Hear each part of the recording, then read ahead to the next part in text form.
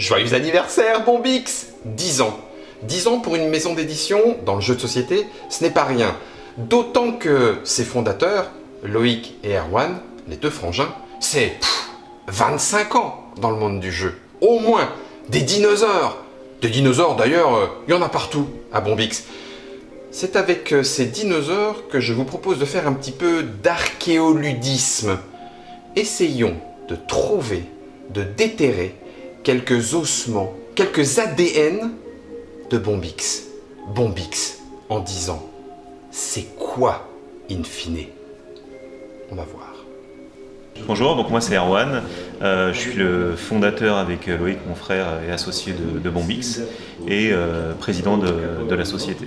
Donc moi je m'occupe un petit peu de plein de choses, l'administratif, la gestion principalement, et puis aussi un petit peu avec Anna du commerce international, je fais de l'édition avec Laura, voilà, j'interviens un petit peu sur tous les domaines et puis je chapeaute un petit peu le tout et le travail d'équipe. Quel jour on est? En fait, 1er octobre. Ah ouais, on est super à la bourre là. On a 3 mois et demi. Donc moi j'ai une petite passion des ventes, c'est une sorte de maladie mentale, passion des ventes pour les dinosaures. Voilà, donc les bureaux sont envahis de statuettes de dinosaures que je collectionne depuis quelques années. Voilà. Donc tout le monde est très content ici. Et puis je fais subir ça à tout le monde parce que j'ai un merveilleux petit calendrier, tu vois, où tous les jours j'ai un petit truc nouveau sur les dinosaures, des petites dinofiches, des petites blagues sur les dinosaures, des questions comme ça. Ils aiment bien quand je leur pose ça. Alors aujourd'hui on est le 1er octobre, je ne l'ai pas posé encore. Voilà. Le savais-tu? La croissance des bébés Maiasaures, alors Maiasaures je connais pas, était très rapide. À 1 ou 2 ans, ils mesuraient déjà 3 mètres et atteignaient leur taille adulte, 9 mètres, entre 6 et 8 ans. Cette croissance si rapide n'est pas encore bien expliquée par les paléontologues. En même temps, les paléontologues, il y a plein de trucs qu'ils n'expliquent pas trop encore. Alors en fait, il y a plein de gens qui m'offrent des trucs cons sur les dinosaures, que je suis obligé de porter après. Comme ça, tu vois, par exemple. Voilà. Je pense à un peu compliqué pour travailler avec. Ouais, j'en ai plein comme ça. Voilà. J'ai des magnifiques chaussures avec des têtes de tricératops enflammés. Voilà. Ça c'est pour le style un petit peu, tiens. Plein de choses comme ça. Des petits pics à je sais pas quoi, je sais même pas d'où ça vient. Voilà. Donc il y a plein de gens, d'auteurs, de partenaires qui m'offrent des conneries comme ça, que je mets dans mon placard à conneries. Moi c'est Laura, salut, je suis secrétaire d'édition et donc je m'occupe en fait à pas mal d'étapes, tout ce qui est en amont, relecture des règles, participation au développement, et puis après tout ce qui est aussi derrière production, suivi des devis de la fabrication et du transport, les cargos, le dédouanement, tout ça en fait. Dans mon tiroir paillettes. Parce que Laura, je l'ai promue responsable paillettes l'an dernier. Voilà, il faut faire un peu évoluer les employés dans l'entreprise. Donc voilà, donc je suis officiellement responsable paillettes. En fait, j'avais commencé même avant avec les dés de Léviathan. Ouais. J'avais réussi à mettre des paillettes dans les dés de Léviathan. Et donc ça, c'est un peu le tiroir paillettes avec du scotch à paillettes. Ouais. Voilà, j'ai un taille crayon irisé prismatique. J'ai des petits marqueurs. J'avais plein de trucs. Parce que du coup, si on a du doré sur Codex, par exemple, c'est grâce à Laura. Si on a du vernis sélectif sur Lueur, c'est grâce à Laura. Voilà, c'est Laura, elle aime bien, tu vois. Une fois que le devis est prêt, que ça rentre dans les cases, elle veut toujours rajouter des petits trucs comme ça. Le problème, c'est que ça rentre jamais dans les devis, en fait, au final. Parce que sinon, il y aurait des trucs encore plus brillants. Mais voilà, il faut se retenir un petit peu aussi des fois. Salut, moi c'est Loïc, je suis directeur artistique et graphiste chez Bombix. Donc je vais m'occuper de tout ce qui est trouver les artistes qui vont illustrer nos jeux. Donc c'est beaucoup de sourcing sur internet. Sur les festivals aussi, je rencontre souvent des illustrateurs qui viennent me montrer leur book. Et puis après, il y a tout le côté créer la charte graphique d'un jeu en fonction de la thématique qu'on a choisie, en fonction du jeu, etc.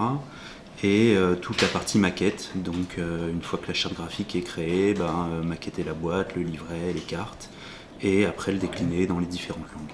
Parce que Thibaut il parle un mot sur 2, c'est de l'anglais. C'est la jeune génération du game design, c'est un mot sur 2 de l'anglais. Ils sont un peu vieux et comprennent pas du coup. D'accord. Donc, par exemple, sur Lueur, moi j'avais dans l'idée de faire un jeu en noir et blanc depuis très longtemps. Cette idée-là, on n'a jamais trouvé comment l'exploiter. Et sur Lueur, on n'avait pas d'idée de thème. On bûchait un peu à savoir sur quoi on allait. Et un jour, au bureau, j'ai regardé dans les différents artbooks qu'on avait.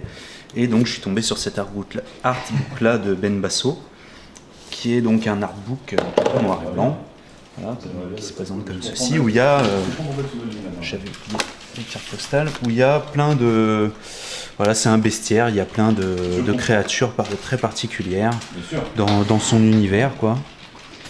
Et donc, en feuilletant ça, je me suis dit, dans Lueur, on crée sa compagnie. Alors, le prototype, il y avait des nains de jardin, des trolls, il y avait un peu de tout.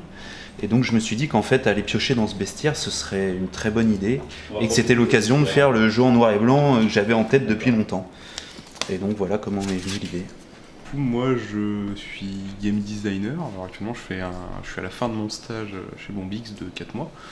Et en fait, je fais du game design, mais je fais surtout du coup de la suggestion et de l'aide à l'équilibrage avec les protos sur lesquels on travaille et les jeux qu'on est en train d'éditer.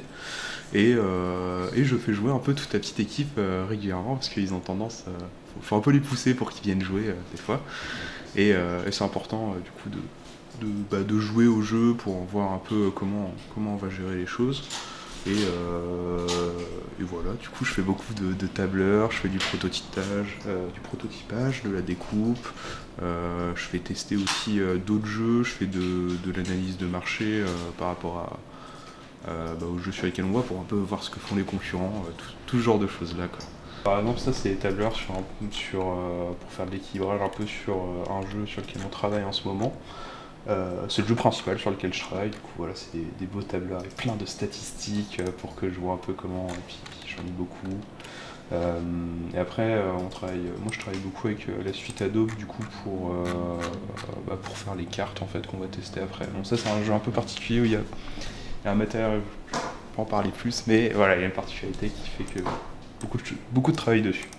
Voilà. Je m'appelle Yann, et après avoir longtemps tanné les couloirs d'animation pour Bombix et pour quelques autres choses, j'ai proposé mes services à Erwan. Ça a été le remplacement dans un premier temps de Juliette, et puis finalement je me retrouve maintenant en charge de la communication et de la gestion de tous les événements, à la fois en France et à l'étranger, le relationnel avec les boutiques et le relationnel avec Anna, notre responsable des ventes étrangères. Donc c'est moi qui fais le lien avec toutes ces choses-là. Et il y a de quoi faire. Et c'est quand même plutôt sympa parce qu'on est en lien directement avec les gens sur les salons, mais aussi avec les gens dans les boutiques, mais aussi avec la distribution à l'étranger. Donc il faut aller voir les gens, il faut apprendre à se connaître, et c'est super sympa. Et après, dès lundi, tout le monde peut y jouer, quoi. On va faire Technicolor en premier du coup, pour qu'on revoie un peu. Alors j'ai fait les 4 fiches, du coup la fiche 3 je pense qu'on est bon dessus, donc tu reveux... Ouais, mais je l'ai pas essayé, donc je vais faire un On fait un coup de fiche 3, de toute façon la fiche 1, la fiche 2, bon, là c'est les classicos.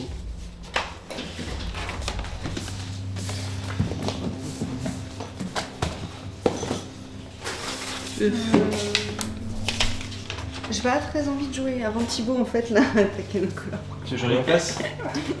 Ah ouais, mais non mais il n'y a pas Loïc. Parce que la dernière fois j'étais la seule à faire barrage et... C'est parce que Loïc il t'a traumatisé, c'est pas... Allez, tu commences par la peine. Ouais. Tu vois, on est gentil. Je vais prendre les cartes. Moi je suis très content de jouer avant Erwan pour une... C'était pour pigner. Attends, c'est quoi la coccinelle du coup là en bas? C'est que tu as le droit de colorier 3 bambous d'un même ensemble de bambous. 3 bambous différents. Et 3 différents. Ouais. Donc un crayon là rond. Tout à fait. D'accord, De ok. la même couleur. Je sais pas trop, j'ai pris ça mais je sais Et de toute façon sinon il n'y a rien qui a changé depuis l'autre fois, le soleil c'est pareil. Si, il y a les poissons qu'ils ont inversés comme on leur avait dit. Ouais. Et du coup maintenant il y a un poisson rond et un rond rouge. Et c'était quoi qui manquait? Un carré vert je crois. Ouais c'est ça. Oui. Le feutre bleu il est un peu... C'était quoi ma strat l'autre fois? Les crevettes. Je sais pas, t'as fait 2 trucs différents. Ta strat. Genre t'as une stratégie à Technicolor quoi. Bah ouais. Allez, choisis. C'est jouer lentement, ta strat, c'est ça Ouais, c'est endormir Toi, les tu gens. nous as à l'usure. Voilà. Nickel. Je dis ça, j'ai pas commencé à choisir. Hop. C'est le rose qui colorie le mieux, du coup. C'est bon, c'est bien. Le bleu, il est très... Donc Takeno Colors, donc c'est le nom d'un prototype d'Antoine Boza et Corentin Lebras. Donc comme son nom l'indique, c'est dans l'univers de Takenoko. Quand on a lancé Takenoko avec Matago en coédition il y a une dizaine d'années, on avait envie de faire un Takenoko, Takeno Kids, donc un Takenoko pour les enfants. Et puis l'inspiration est ce qu'elle est, et parfois ça vient pas. Voilà. Donc Antoine ne trouvait pas d'idée pour Takeno Kids. Et au dernier Cannes qu'on a fait, donc avant le Covid, c'était Cannes 2020, Antoine nous a appelé avec Matago, nous a dit bah voilà, avec Corentin on a trouvé une idée pour Takenoko, pour faire un autre jeu, mais du coup c'est pas un jeu pour les enfants. Donc il nous a apporté ça. Donc là c'est un roll and write dont la particularité c'est que tu lances les feutres. Donc déjà c'est pour un roll and write c'est Technicolor quoi, t'as toutes les couleurs. Et en fait c'est voilà, les dés c'est les feutres. Et donc le principe c'est tout simple, c'est que tu vas lancer, chaque tour tu vas lancer des dés, ça t'indique un symbole, et puis c'est un draft de dés, donc je vais aller choisir un dé qui va me permettre de colorier sur ma petite fiche. Donc tout ça c'est du prototype, hein, c'est très moche mais on s'en fiche. Voilà, donc, et il y a plusieurs niveaux de fiches comme ça, il y a 4 fiches différentes. Pour jouer vraiment pour toute la famille, donc c'est la même cible que Takenoko, c'est un public très familial, on a voulu quelque chose qui est comme Takenoko, qui a un point d'entrée dans le jeu de société pour la famille, donc 3 générations toujours, enfants, parents et grands-parents, qui tous ensemble vont y trouver le même plaisir. Et on a aussi une fiche qui est plus pour les plus jeunes, voilà, donc on a différents niveaux d'accessibilité, comme ça. Donc ça c'est un prototype qu'on est en train de travailler depuis maintenant 1 an et demi. On est toujours sur les réglages avec Antoine et Corentin. Et puis après, dès que ça sera fini, mais on est en passe de finir, on va attaquer toute la partie développement graphique, etc. quoi. N'est-ce pas? Ouais, ça, c'est à chaque fois qu'on lançait les crayons dés, je notais les résultats parce que je voulais voir si, après la première partie, on s'est rendu compte qu'il y avait sûrement un problème. On avait une impression que les crayons n'étaient pas très équilibrés. Voilà, sur une partie, ça peut arriver. Du coup, bon, j'ai pris un peu de stats. Il y en a d'autres, mais je sais plus où j'ai les autres fiches. Enfin, voilà. Il y en a plus que ça, et on s'est rendu compte effectivement qu'il y avait certains symboles qui ne sortaient jamais, ou quasiment jamais. Et... Parce que les crayons ont beau être usinés, faits par des machines, en fait il se trouve que c'est quand même, alors ça se voit pas à l'œil nu, mais c'est pas si régulier que ça, quoi. Voilà. Non mais en fait éditeur c'est aussi des trucs que les joueurs se rendent pas compte comme ça, mais c'est des recherches toutes bêtes comme ça, parfois des tâtonnements qui font que quand tu achètes ton jeu en tant que joueur, tu peux te dire bah tiens pourquoi ils ont fait ce matériel là comme ça, moi j'aurais pas fait comme ça. Bah en fait il y a une raison, il y a derrière toute une réflexion et tout un processus quoi. Donc là on va faire une partie d'un autre proto, ça s'appelle Look at the Stars, donc c'est le nom d'un prototype. Donc c'est encore alors j'appelle un roll and write, mais en fait il n'y a pas de dés, mais c'est toujours le même principe de... On cherche un nom. Ouais. Là on est en plein développement au niveau des mécaniques et tout ça, c'est réglé. Il y a juste des bonus, voilà, il y a les cartes bonus, tout ça, où il faut qu'on les essaye pour toutes les valider. Et puis on a commencé le travail, là, lundi, là, il y a l'illustrateur qui va commencer à travailler. Voilà, le principe c'est qu'on va... Alors normalement ça sera, par économie d'encre, on le fait en blanc, on fait des traits noirs sur fond blanc, mais en fait ça sera en noir, et puis on aura des crayons blancs pour dessiner dessus. Et le but en fait ça va être on va reproduire des constellations sur un ciel étoilé grâce à des cartes comme ça. Donc ça les cartes c'est la contrainte, c'est ce qu'on va devoir dessiner à chaque tour, c'est des formes géométriques comme ça. Et on va devoir former des constellations dans ce ciel. Donc il y a un côté... En fait j'aime bien ce jeu parce qu'à la fois tu as des combinaisons pour gagner des points, tu as différentes manières de gagner des points, on va voir ça en jouant. Mais en même temps tu crées quelque chose, tu essayes de créer quelque chose d'élégant et voilà, d'avoir des belles constellations et une jolie voûte céleste à la fin. J'aime bien ce mélange là. Oh ça va, Loïc il a rayé 4 fois la dernière fois. On s'en fout, Loïc il est pas là. J'ai jamais rayé. Tu mens? Jamais. Quoi, bon, t'as pas le droit de rayer Ja- d'un mec qui a décollé un autocollant de Legacy. Qui a fait ça? Toi? Non. Non, on a pas le droit de décoller ce truc. sur l'autocollant encore. Bon, c'est la merde. Oh là là. Il y a 3 cartes. T'as quand même trahir un 10 commandes dans ce genre-là. Hein. 7. Attends, en fait ça passe à 7. C'est bon? Ouais. Enfin, c'est bien. Non. Du coup, là, il me manque quoi? Ça, j'en sais rien. C'est 3? Oui, c'est ça. 3. Merci Marcel. Je fais de la bidouille. Ce que j'appelle de la bidouille, C'est une blague. ça demande beaucoup de talent. Je prépare un visuel pour vendre un produit qui n'est pas encore créé à nos partenaires étrangers éventuellement. Et donc c'est un tapis pour lancer les dés de lueur, une petite piste à dés quoi, qui est en néoprène. Et donc je prends une image existante que je modifie mais en mode bidouille quoi. Donc je me marre parce que c'est toujours du bricolage quoi. Et donc c'est assez rigolo à faire. Tu vois les 4 figurines qui sont là-bas. En fait, tu les vois pas parce que tu es derrière, mais tu les montreras.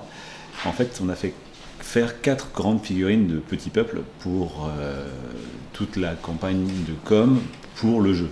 On va s'en servir, on va faire des vidéos, des photos, des mises en scène avec ces personnages-là. Et ça, les auteurs, Rémi, Nathalie, Saunier, ils sont pas au courant.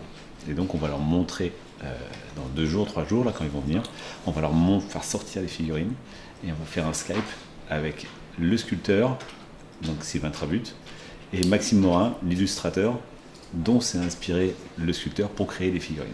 Donc elles vont prendre forme en 3D et elles ne les ont jamais vues. Donc ça devrait être sympa.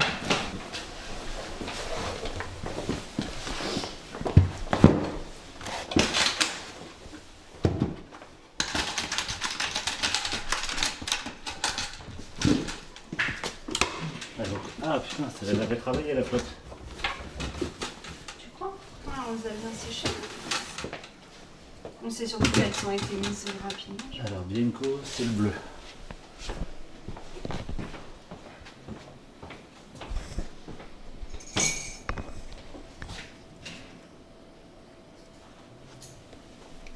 C'est des vrais éléments. En fait, ça c'est une pince d'écrevisse. Une vraie pince d'écrevisse. Et il la pose. Comment il met de la pression? Chier, là, j'ai pas envie de faire de conneries. J'ai l'impression que tu vas l'avoir avec le chardon qui dépasse là. Le charbon, tu vois, il a tellement bien bossé que regarde, il faut le mettre en face de la photo. Allez, souffle. Bon, on se voit toujours à Cannes, c'est ça Maxime? Eh ben ouais, j'ai un peu la pression, mais bon, ça va être une première, mais ça va être cool quoi. Ça va être sympa. Cool. Ouais, ça va être cool de se voir en vrai. Et bah oui, c'est ça, Tu ouais, m'étonnes. c'est sûr. C'est vrai qu'on voit pas mal de petites interviews passer à droite à gauche, mais ouais, ça va être sympa de se rencontrer pour de Ben vrai, ouais. donc ouais, c'est cool. J'amènerai ma boîte. Ouais, on aura une dédicace. Ils voudront se faire dédicacer. On aura la dédicace. Je vous cache pas que ça me stresse déjà, mais bon. Lui, il a les pétoches. Il ne faut pas avoir le pétoche. Ben, moi aussi j'ai peur. Oh. Et est-ce que vous connaissez Sylvain? Ben non. Vous connaissez pas Sylvain? Sylvain, il habite dans le Gers. Ah bon? Lui, il vous connaît. Ouais. Ok. Attends, je recherche dans ma mémoire. C'est vrai? Tiens, viens Tu t'asseoir. es où dans le Gers? Tiens, viens t'asseoir. Lui, il vous connaît. Tu nous connais du Réfléchis. Gers ou tu nous connais? Enfin, je connais bien vos personnages, je connais bien Elfie, je connais bien Bianco, je les connais bien. Entre août et septembre, je les ai vus vraiment souvent. Ouais. Est-ce que vous savez ce que fait cet homme? Mais non. Raconte un petit peu ce que tu fais si tu veux bien, Sylvain. Sculpteur. Pas sculpteur. Voilà, je vais essayer de montrer, je sais pas si je peux switcher. J'ai 2-3 trucs, je vais essayer de voir si... Ouais, apparemment je peux faire ça. Donc moi je fais des personnages avec des choses que je ramasse. Ah oui, j'ai vu ça sur Facebook. On avait partagé. Oui, je t'avais montré. Ouais. Attends, c'est flou. Oh putain, c'est beau. Ouais, c'est trop cool, ouais. Et donc voilà. Ah, c'est trop cool. Et donc, quand moi j'ai vu son travail à Sylvain, je me suis dit ce serait génial quand même de faire un truc et je me demandais si si vous seriez d'accord qu'on fasse un truc avec Petit Peuple là-dessus quoi. Ah bah ouais, carrément. Je sais pas. Ah ben, je vais faire quelque chose, alors. Je vais essayer de faire quelque chose de manière... je vais me concentrer. Ouais. Et, je vais essayer une nouvelle technique télépathique. Je vais peut-être matérialiser... comment dire, instantanément. C'est une espèce d'imprimante imprimante télékinésique moderne. Et en même temps hyper ancienne. Ça rend pointe au chamanisme. Oh, c'est trop cool. Donc voilà. Waouh. Donc voilà. Voilà ce qu'on nous a réservé comme petite T'es surprise. content là, t'es content, t'as connu. Waouh. Waouh. Trop fort les mecs.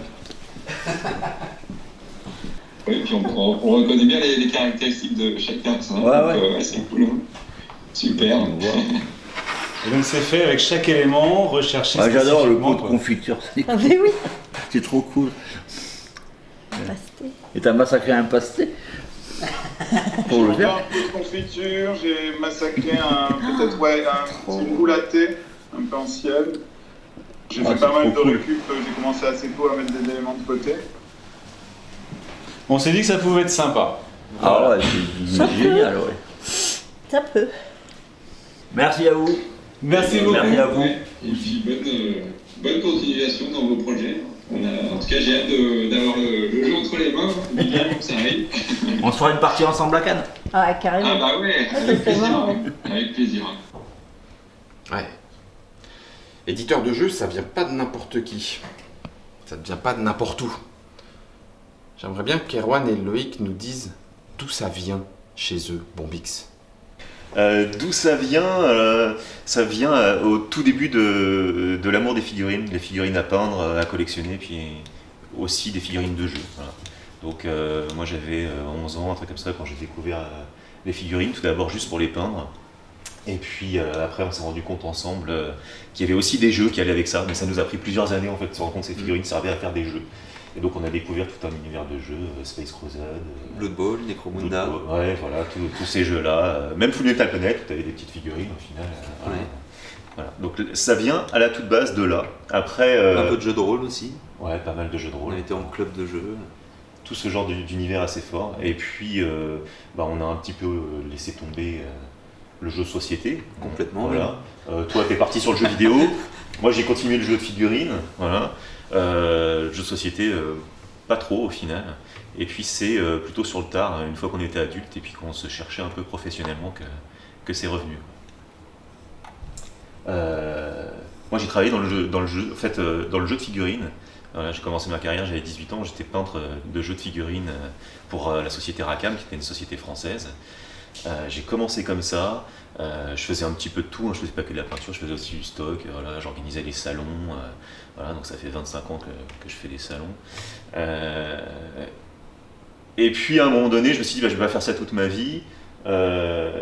J'ai deux copains qui m'ont proposé de faire une maison d'édition de bande dessinée.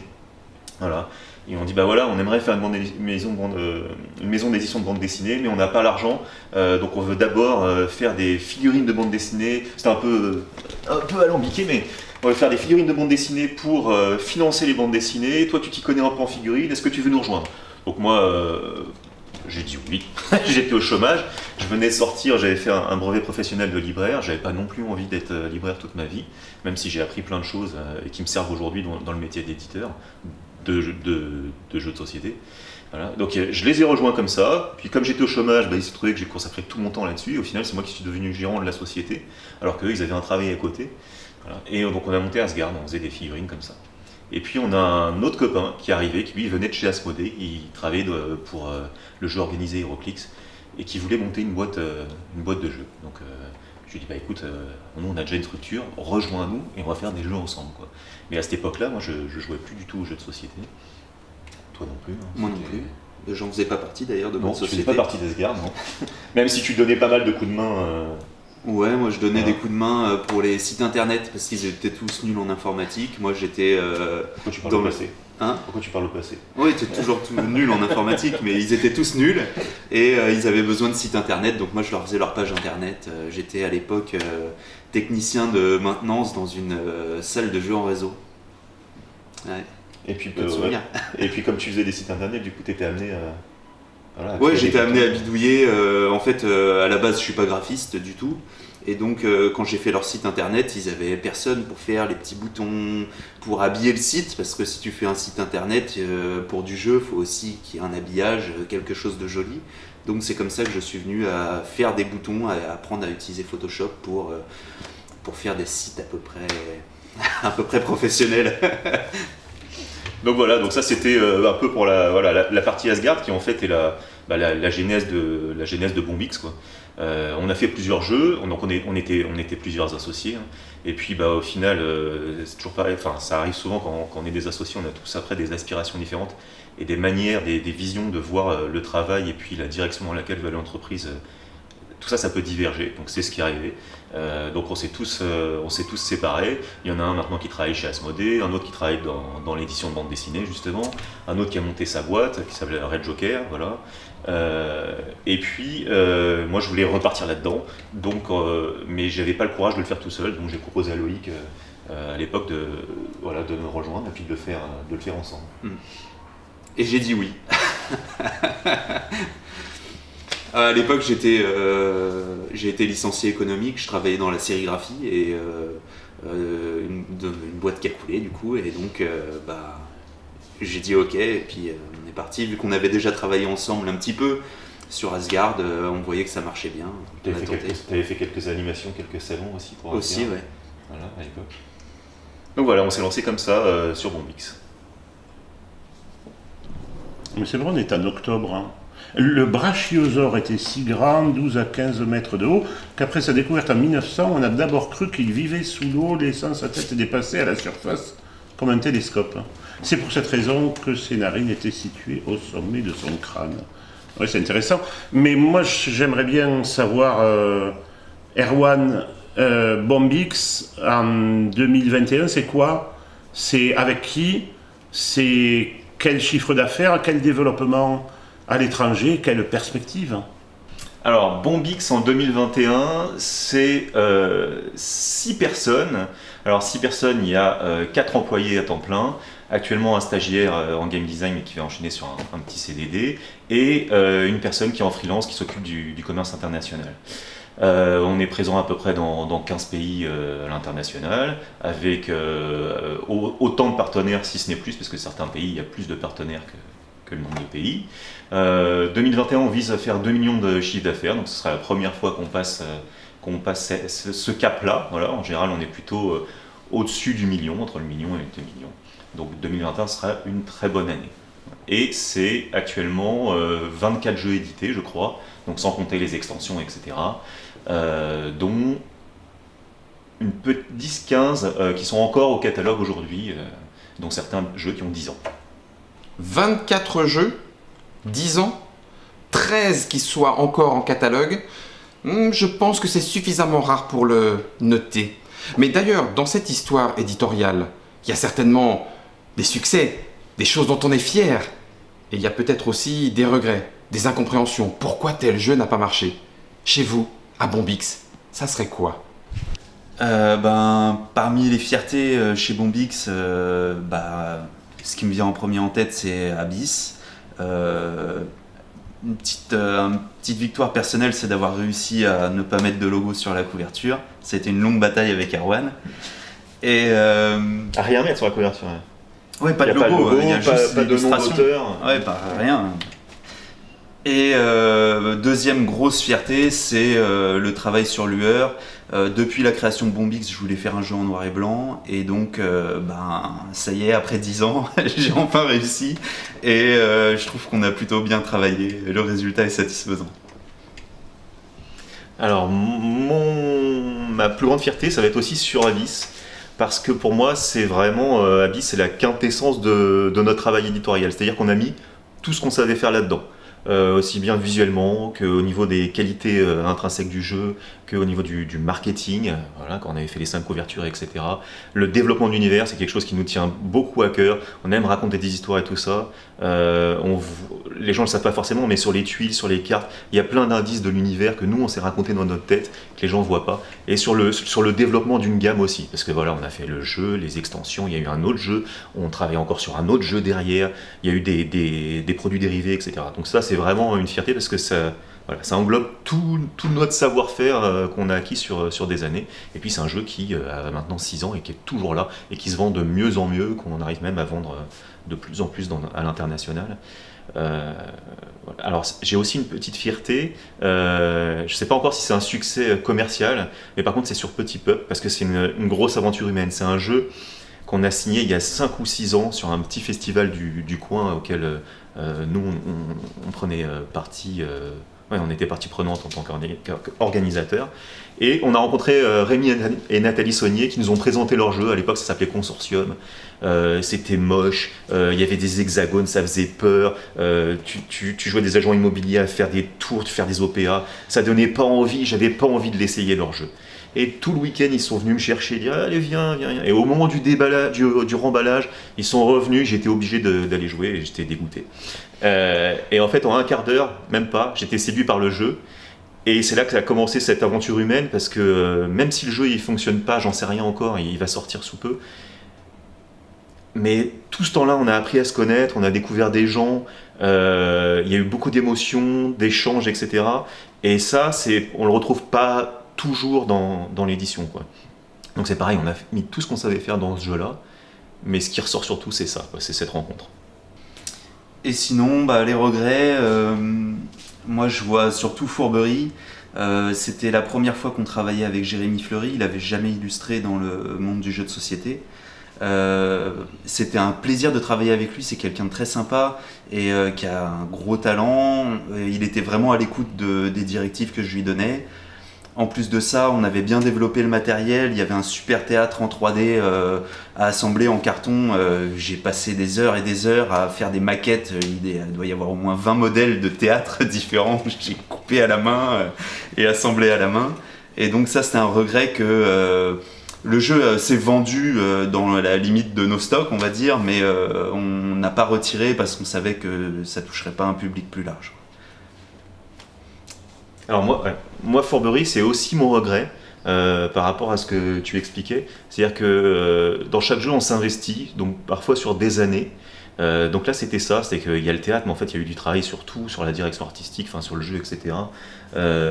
Et puis à la fin, le coup près, il tombe très violemment, quoi. C'est que le jeu est sorti, et au bout de 2-3 mois, on savait que le jeu, c'était fini, qu'on le retirerait pas, qu'on pourrait pas faire d'extension, qu'on pourrait pas développer justement des univers, ce qu'on aime bien. Et ça, c'est super dur. C'est, en tant qu'éditeur, peu importe au final si tu as perdu des sous ou pas, mais se dire tout ce travail, tout mis là-dedans, et puis c'est balayé d'un coup parce que ça n'a pas trouvé son public, pour des raisons on ne sait pas en fait parfois, ça c'est très très violent. Très violent. Donc, j'aime pas vivre ce genre de truc. Tu vois, je crois qu'on a trouvé un angle avec ce côté laboratoire d'idées chez Bombix. Avec, tu sais, au début, ils ont lancé un jeu sur iPad en 2011. Il fallait le faire. Hein. On est bien en amont de. Oui, on a un côté pionnier. Ouais. Okay. Et puis c'est pareil avec ce qu'ils avaient fait sur les bâtisseurs, tu te souviens, avec Trick Track? Oui, il y avait l'officine, les personnages, un deck spécial. Ouais. Et puis il y avait toutes les assos qui avaient participé au lancement du jeu. Ce qui a d'ailleurs concouru au rapprochement, au maillage du monde du jeu. C'est-à-dire que là, encore une fois, c'était innovant. Et puis des couvertures différentes, on en avait vu beaucoup en jeu vidéo, mais jamais en jeu de plateau, jusqu'à Abyss. Ben oui, Abyss. On prend quand même les inventeurs. C'est-à-dire qu'en fait, c'est tout le temps, quoi. 2011, 2013, 2014, 2016, on est là avec les inventeurs et le championnat, alors que le jeu n'est pas encore sorti. En voie d'exemplaires et tout, pré-prod et tout. Des éléments en 3D, ben oui, des jeux d'équilibre, alors la que lune. c'est plus vraiment...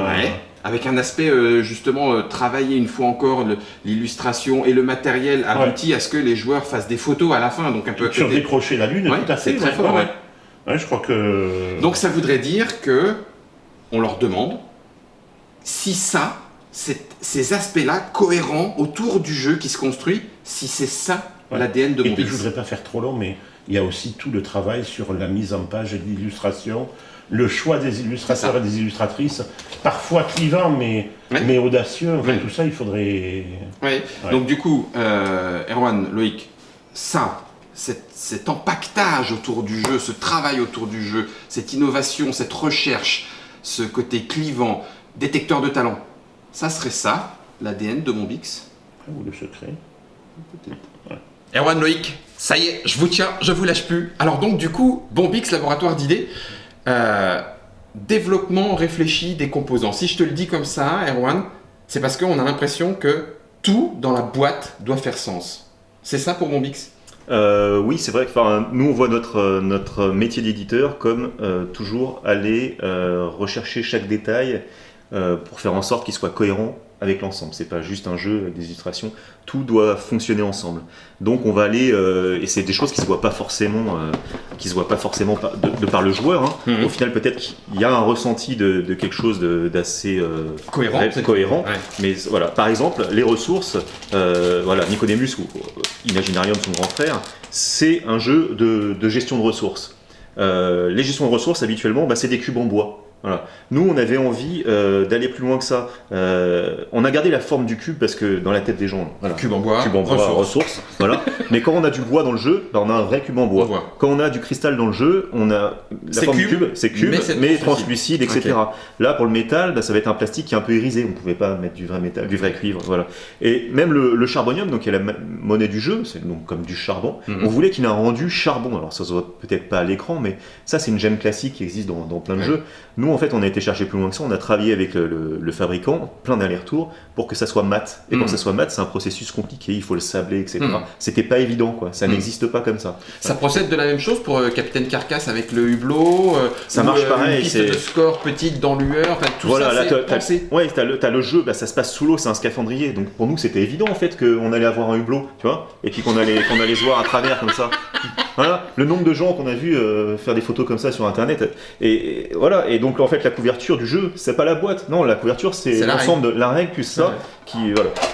Ça, c'est le genre de petits détails qui pour nous peuvent faire la différence et qui font que tout est cohérent. Et en même temps, c'est innovant. Je pense aussi au vernis doré dans le codex, qui fait à la fois vernis doré, mais qui fait aussi codex, c'est-à-dire en luminure, etc. Voilà, c'est ça colle avec le thème. Ça colle avec le thème. Et puis encore une fois, quand on va chercher ça, on va pas, on aurait pu mettre une cinquième encre du doré. En fait, nous, on a été plus loin que ça pour avoir un vrai brillant, un vrai doré. En fait, c'est le papier qui est doré et on imprime dessus. Wow. Donc là, il y a plein de contraintes techniques par rapport aux couleurs, etc. Mais c'est ça qui fait que à la fin, tu as vraiment cette sensation de doré et d'or sur tes cartes. Quoi. Ouais.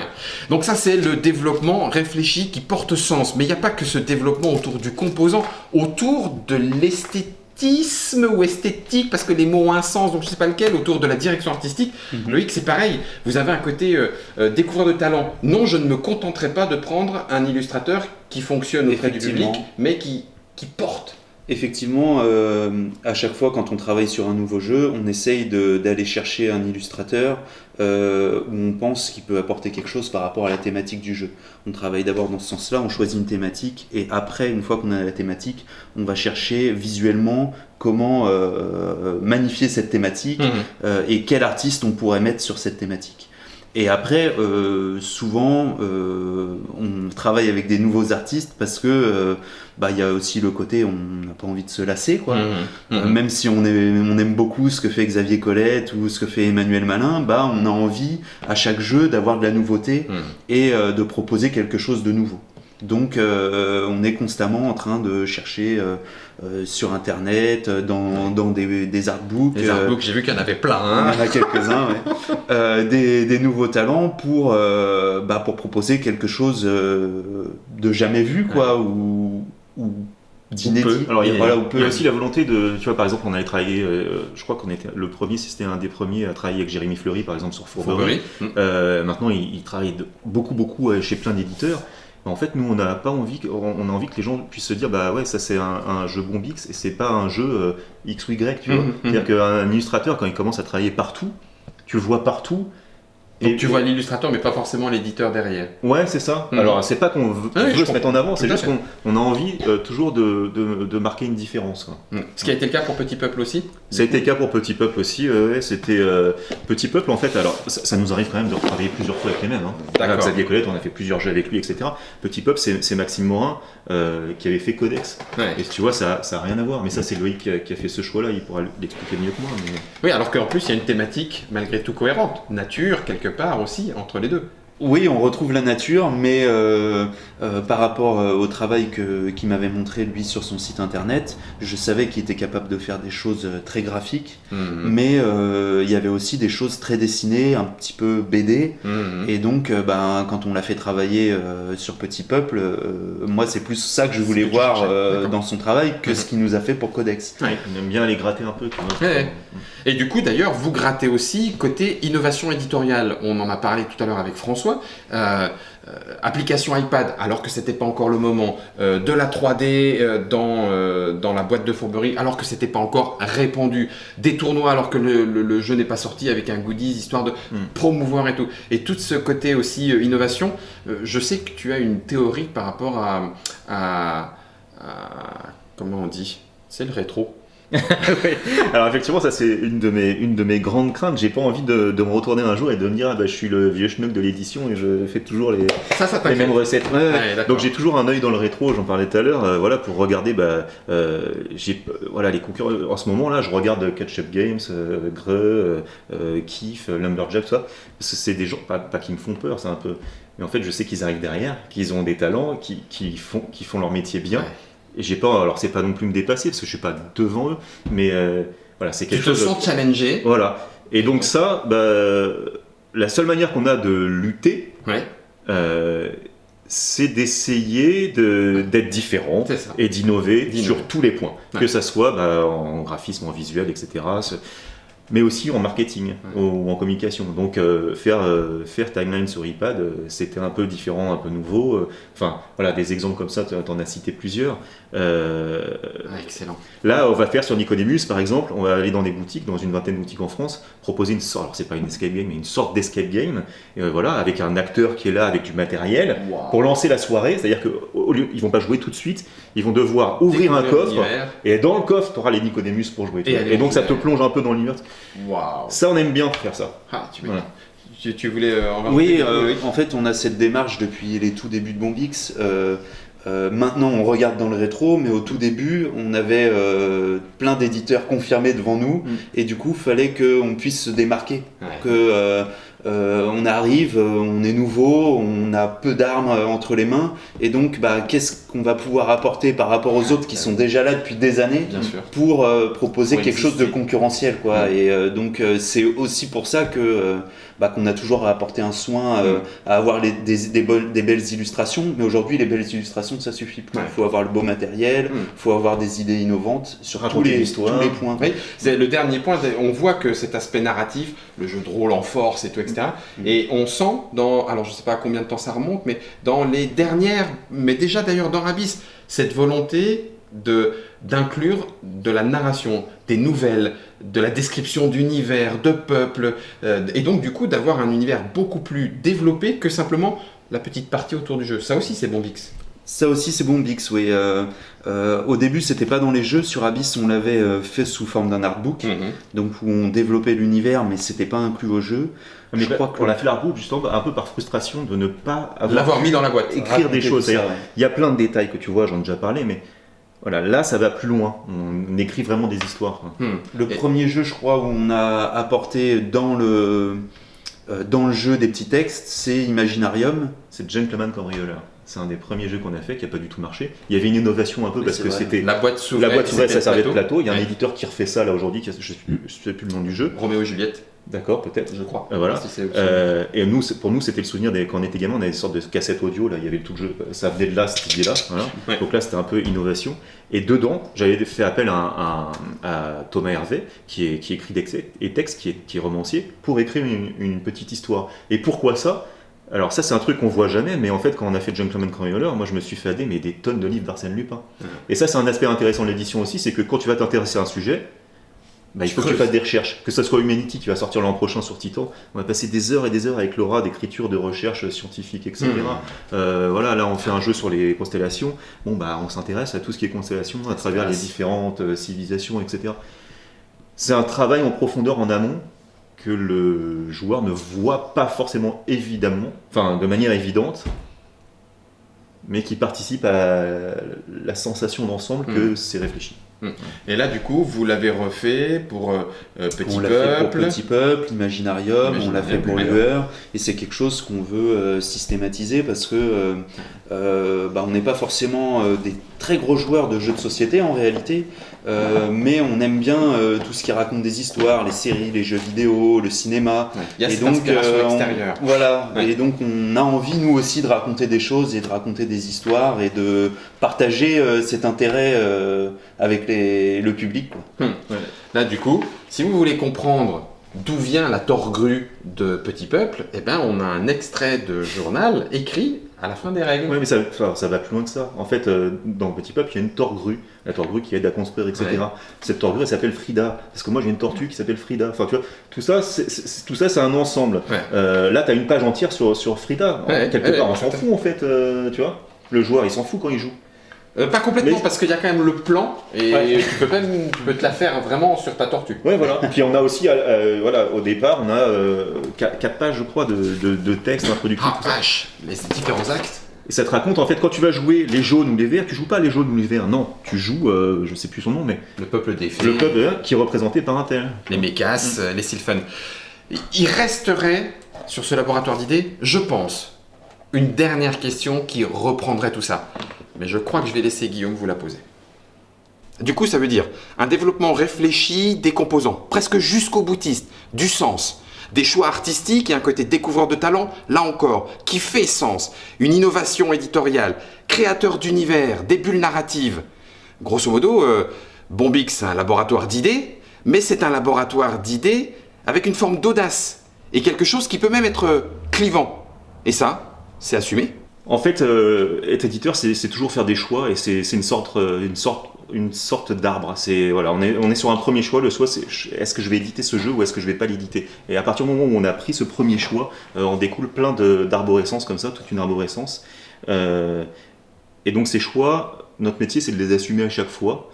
On pourrait les faire différemment. En fait, on pourrait dire, on a envie de le faire comme ça, mais c'est ça que le public attend. Voilà, ça c'est un choix. Et quasiment systématiquement, on va aller vers, on a envie de le faire comme ça. Et peu importe si effectivement, Imaginarium, ça peut être clivant visuellement, il y a des gens qui détestent. Sur le plateau, on a mis une bouche avec de la salive, des gencives, c'est dégueulasse. Et ben tant pis, nous ça nous plaît, c'est cohérent avec ce que ça raconte, c'est une broyeuse, les machines tombent dedans. C'est complètement cohérent avec l'univers qu'on a créé avec Feli Deus, l'illustrateur. Et donc, voilà. Toujours, ce qui prime, c'est toujours cette orientation sur l'arborescence, quoi.